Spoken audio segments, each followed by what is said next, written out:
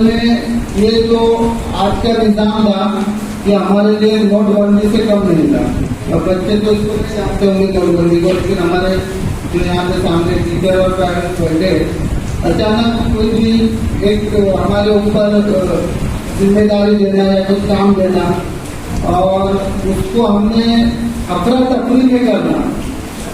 ये हमारे लिए टास्क दिया जाता है। दुकानें कम निकली, तो उस वक्त वहाँ के कमिश्नर ने बात बोले थे, उस वक्त जो थे टीके नायक साहब, बोले पता है आपको टीचरों को एक काम क्यों दिया जाता है? क्योंकि वो कम वक्त में और बेहतरीन तरीके से करते, इसलिए जिम्मेदारी उन्हें दी जाती है।